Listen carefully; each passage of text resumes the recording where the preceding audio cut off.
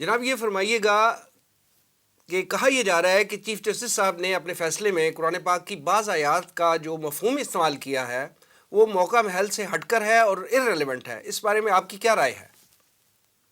جی، آپ نے جو ارشاد فرمایا کہ جو اس وقت جو مسئلہ درپیش ہے قادیانی معاملے کے حوالے سے جو فیصلہ ہے چیف جسٹس صاحب کی طرف سے، تو انہوں نے اپنے فیصلے کے ساتھ کامنٹس میں کچھ آیات قرآنی کا حوالہ دیا.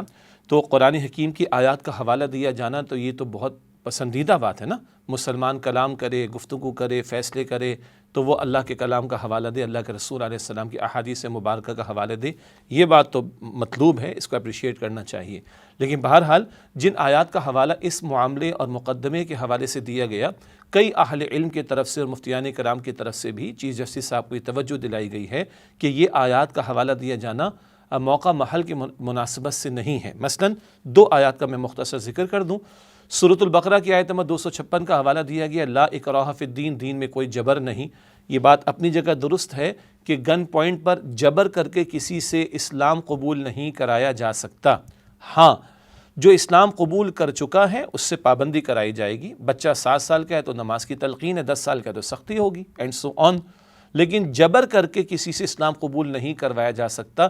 اس آیت کا یہ مفہوم تو ٹھیک ہے، لیکن جس مقدمے کا معاملہ چل رہا ہے، جس مقدمے کا فیصلہ آیا اور اس پر کلام ہو رہا ہے، تو یہاں کوئی ایسا معاملہ ہوا ہے کہ کسی شخص نے اس شخص کو جس کے بارے میں مقدمہ تھا گن پوائنٹ پر کچھ مجبور کیا ہے اور گن پوائنٹ پر اسلام قبول کروانے کی بات کی ہو؟ قطعاً اس کا کوئی تعلق ہی نہیں بنتا.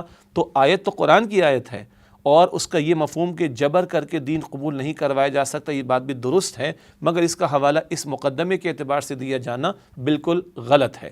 اسی طرح آیت کوٹ کی گئی سورہ ہجر کی آیت نمبر 9 ہے، اِنَّا نَحْنُ نَزَّلْنَا الذِّكْرَ وَإِنَّا لَهُ لَحَافِظُونَ، بے شک ہم نے اس الذکر یعنی قرآن حکیم کو نازل کیا اور ہم ہی اس کی حفاظت کرنے والے ہیں. الذکر میں قرآن حکیم کے علاوہ وحی غیر مطلوب ایسے حدیث بھی شامل ہے. البتہ الذکر قرآن حکیم، تو یہ بات بالکل درست ہے. قرآن حکیم اللہ تعالیٰ کا آخری کلام رہتے دنیا تک کے لیے محفوظ اور اس کی حفاظت کا ذمہ اللہ سبحانہ و تعالیٰ نے لیا.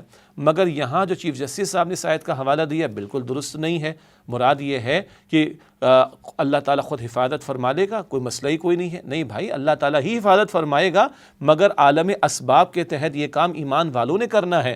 مسلمانوں کے بچے قرآن پاک حفظ بھی کرتے ہیں، مسلمانوں کے قرآن حکیم تحریری شکل میں بھی موجود ہے، اس کی تعلیم صدیوں سے چلی آئی، اس پر عمل صدیوں سے چلا آئی. اسباب اور ذرائع بھی تو اختیار کیے جائیں گے، اور ساتھ ہی جہاں قرآن پاک کی حفاظت ہے وہیں کوئی تحریف کرنا چاہے گا معاذ اللہ، تبدیلی کرنا چاہے گا معاذ اللہ اشاعت کے اعتبار سے، مفاہیم کے اعتبار سے، تو اس کو روکا جائے گا. اور یہ روکے جانے کا فریضہ امت کے افراد نے انجام دینا ہے، بشمول وہ کہ جو مسلمان ججز ہوں. تو یہ کہنا کہ اللہ تعالیٰ نے حفاظت کا ذمہ لیا، معاملہ ختم. بھئی اللہ تعالیٰ نے تو رزق دینے کا بھی ذمہ لیا ہے، مگر آپ اور میں گھر تو نہیں بیٹھے رہتے. ہم میں سے ہر صاحب منصب کو تنخواہ ملتی ہے، کوئی بھی ہو، میں کسی کا نام نہیں لیتا. مراد یہ ہے کہ رزق کا ذمہ اللہ نے لیا نا، مگر نوکری تو کرتے ہیں نا، کاروبار تو کرتے ہیں، تو حفاظت کا ذمہ اللہ نے لیا. عالم اسباب کے تحت ایمان والے اسباب اختیار کر کے اس کی حفاظت بھی کریں گے اللہ کی توفیق سے، اور کوئی تحریف کرے گا معاذ اللہ تو اس کا راستہ روکنے کی بھی کوشش کی جائے گی.